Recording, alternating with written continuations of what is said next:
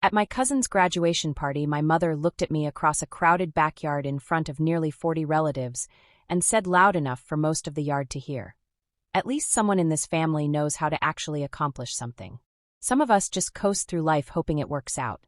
She was talking about me, 31 years old, and my own mother had just called me a failure in front of half our extended family, comparing me unfavorably to a 22-year-old cousin who'd just finished a business degree. I didn't argue with her that day. I smiled, said something forgettable, and went home.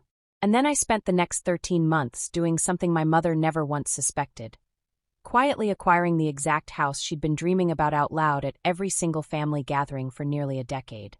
This is that story. Subscribe because it only gets better from here. Let's get into it. My name is Alicia. I'm 31. I want to start by explaining something about my career path, because it's central to understanding why my mother saw me the way she did, and why that perception was in a very specific and ironic way badly out of date by the time she made that comment at my cousin's graduation party. I studied graphic design in college, a decision my mother had quietly disapproved of from the beginning, viewing it as impractical compared to the more conventional professional paths my two older siblings had pursued, my brother-in-law, my sister in pharmacy.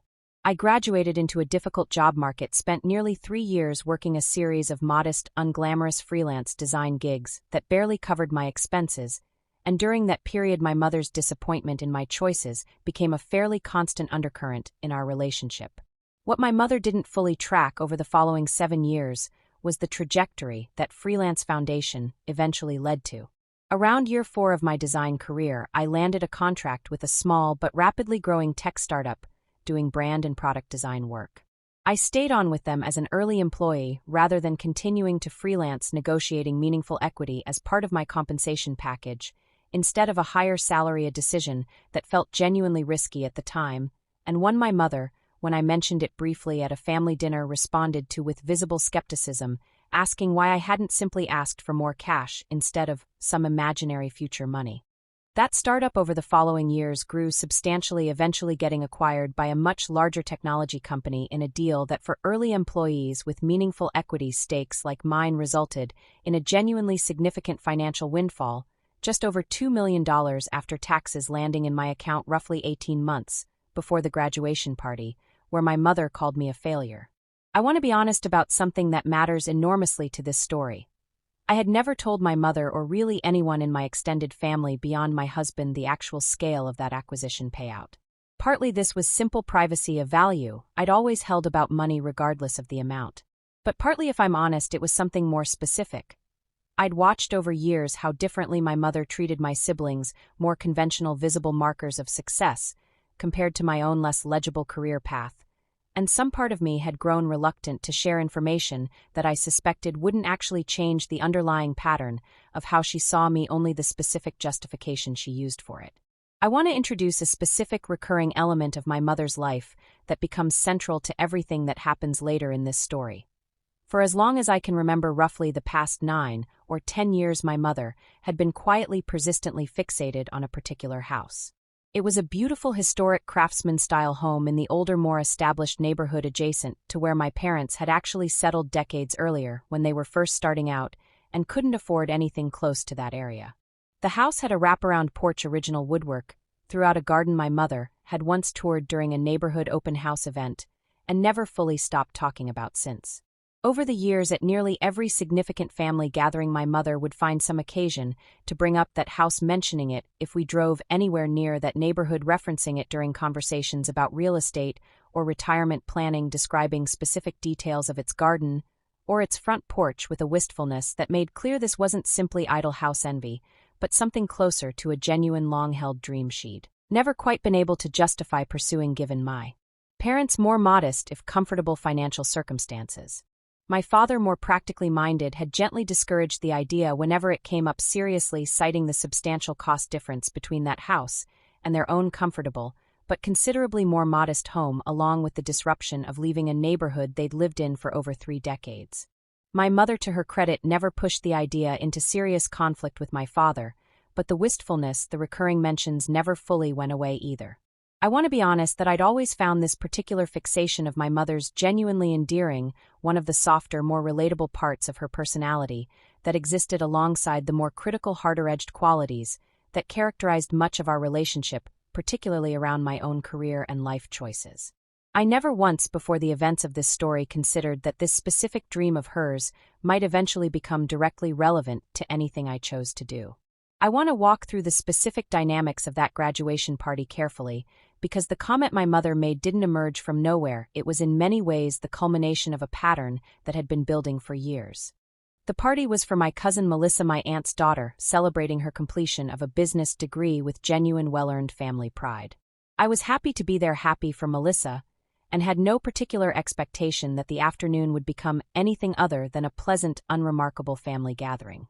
About 2 hours in conversation at the section of the yard where I was standing turned toward career updates and future plans, a fairly standard topic at these kinds of gatherings. Melissa spoke enthusiastically about a job offer she'd already secured starting the following month at a respected regional firm. My mother, standing nearby, beamed with visible pride, offering warm, effusive praise about Melissa's clear direction and drive. When the conversation naturally turned toward me, someone asking politely how my own work was going, I gave a brief, modest answer mentioning that things were going well, without elaborating on specifics, a habit I'd developed over years of keeping my actual financial situation private from my extended family. It was in the small pause that followed my vague answer that my mother made the comment. I want to describe her tone precisely because I think it matters. Not explosive or clearly hostile, but delivered with a kind of casual, almost resigned disappointment that somehow landed harder than outright anger might have. At least someone in this family knows how to actually accomplish something. Some of us just coast through life hoping it works out. I want to be honest about the several seconds that followed. A few relatives nearby exchanged uncomfortable glances. Melissa, to her credit, looked genuinely mortified on my behalf, quickly trying to redirect the conversation. I stood there holding a paper plate of food. I no longer had any appetite for processing a familiar, specific kind of hurt, not shock exactly, because this pattern from my mother wasn't new, but a particular sharpness to having it delivered so publicly in front of nearly 40 relatives, comparing me unfavorably to a 22-year-old just starting her career, while I sat on financial resources my mother had absolutely no idea existed. I didn't argue with her. I want to be clear about why. I understood even in that moment that attempting to defend myself by revealing the actual scale of my financial success would have felt to me like exactly the kind of validation-seeking response my mother's comment was implicitly demanding, proving my worth to her on terms she'd set, rather than simply existing secure in my own understanding of my accomplishments regardless of whether she recognized them.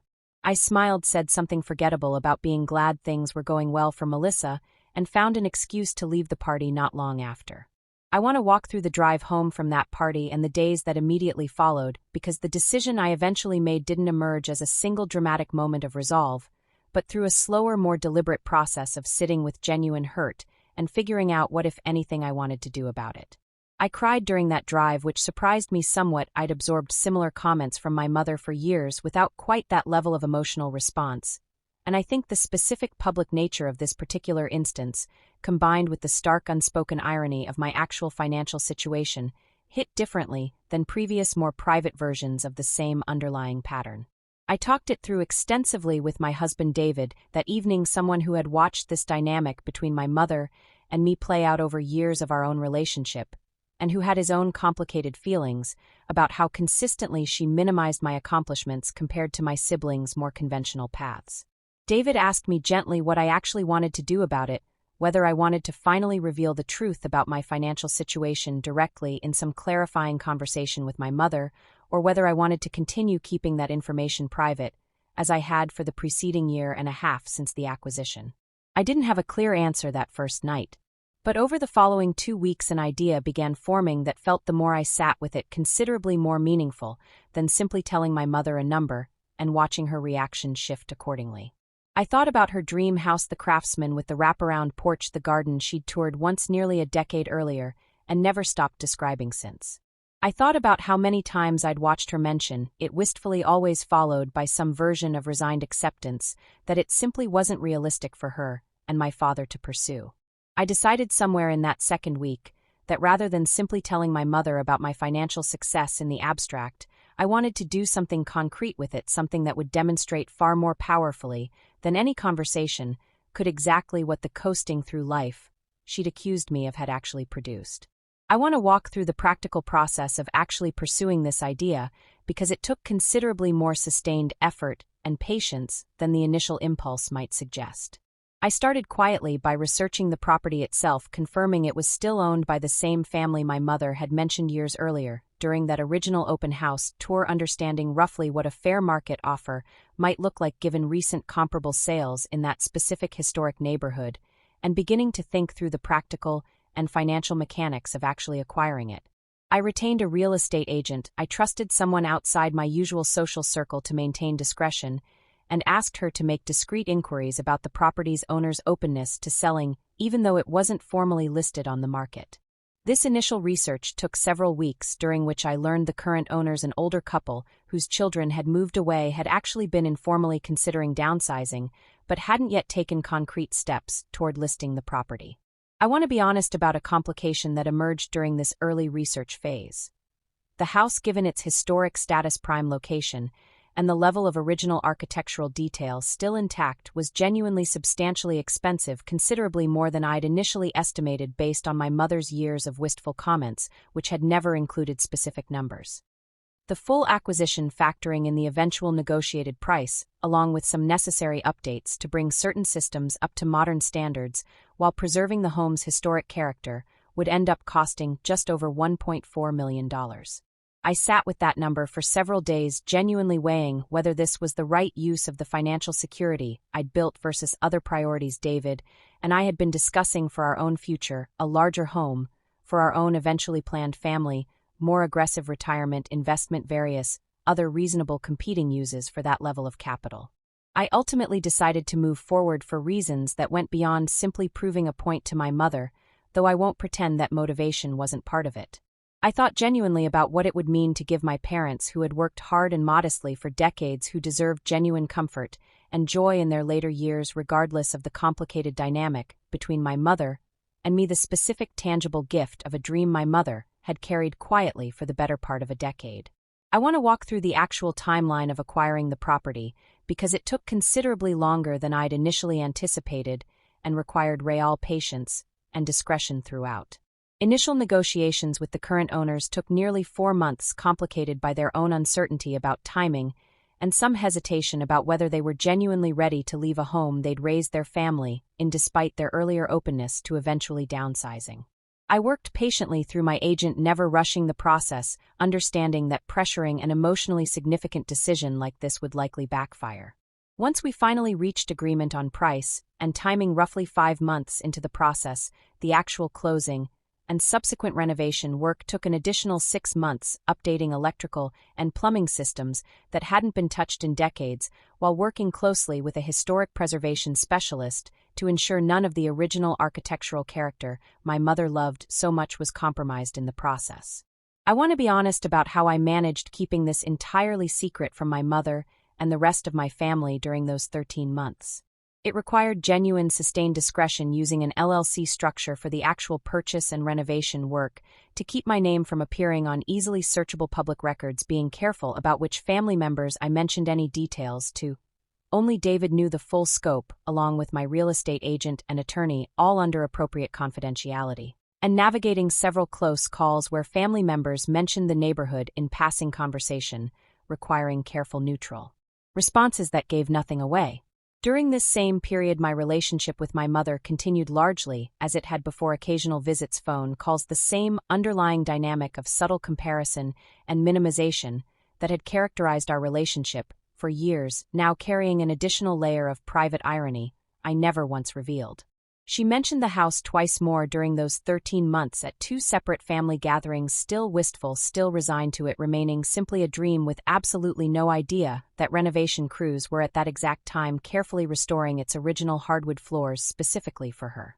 I want to walk through how I actually decided to reveal what I'd done, because I put real thought into making sure this moment reflected genuine care and celebration, rather than simply a pointed rebuttal to her comment from 13 months earlier. I decided to frame the reveal around my parents' upcoming 40th wedding anniversary, coming up roughly 2 weeks after the final renovation work completed.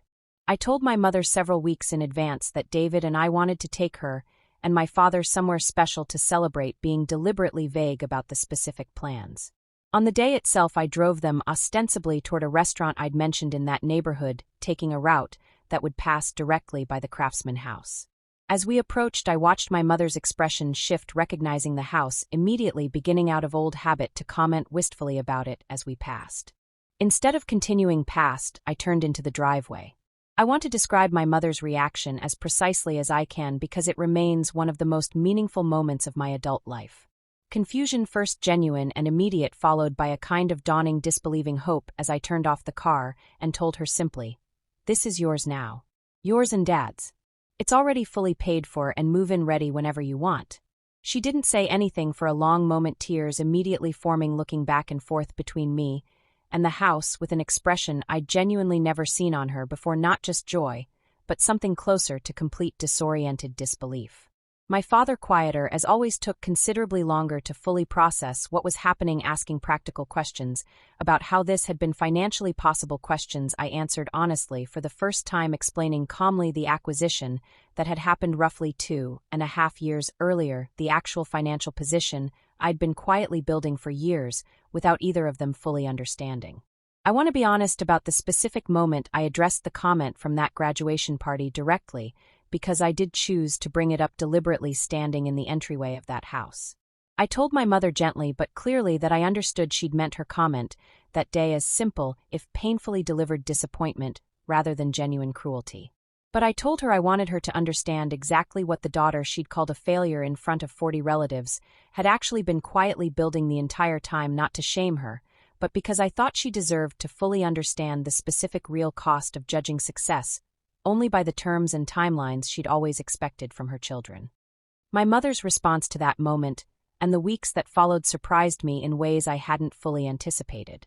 Rather than becoming defensive, she sat with what I'd said, and over the following days offered something I don't think I'd ever received from her before in quite the same way. A genuine, specific, unqualified apology, not just for the comment at the graduation party itself, but for a broader pattern she acknowledged for what I believe was the first time spanning back years, a tendency to measure my worth against my siblings' more conventional, immediately legible markers of success rather than genuinely trying to understand and value the different path I'd chosen.